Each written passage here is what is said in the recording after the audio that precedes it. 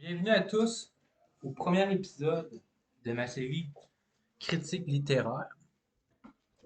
Donc, excusez, j'ai lu Stephen King Misery.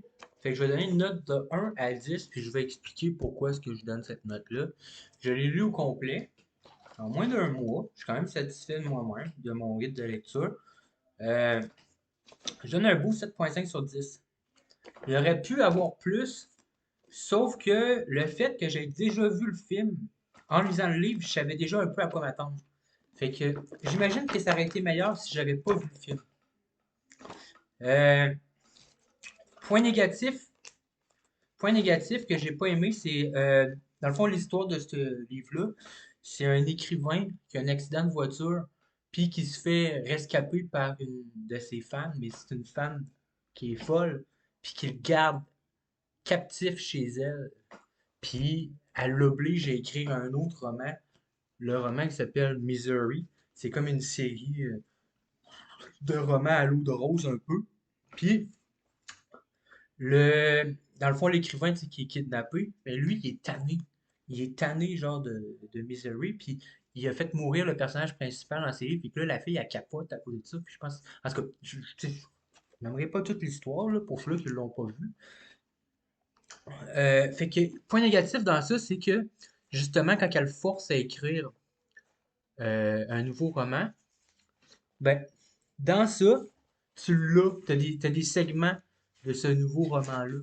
Mais c'est un roman à l'eau de rose. Puis c'est un roman, il est poche. C'est pourri, ok?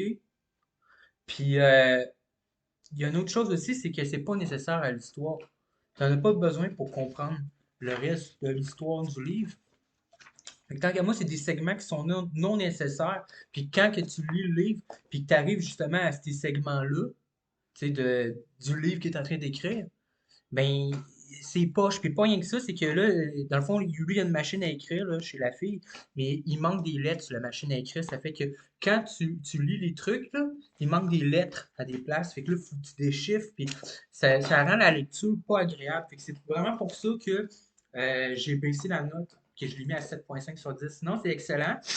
Il y a la fin qui est un petit peu. Je trouve que ça finit vite. J'aurais peut-être aimé une plus grosse fin. En voulant dire que, tu sais, je veux pas trop spoiler, mais je trouve que ça finit sec puis assez vite. Puis, c'est ça, mais c'est très bon, là. C'est vraiment, puis tu sais, c'est vraiment que j'ai vu le film, que je sais déjà à quoi m'attendre. Fait que ça fait en sorte que je donne un 7,5 sur 10. Fait que je vais continuer à lire des livres, puis à faire des critiques comme ça. J'avais déjà commencé aussi avec la musique. Dans le fond, moi je fais du hip-hop, mais j'avais commencé à faire des critiques musicales, dans le fond, de la musique qui n'est pas du hip-hop.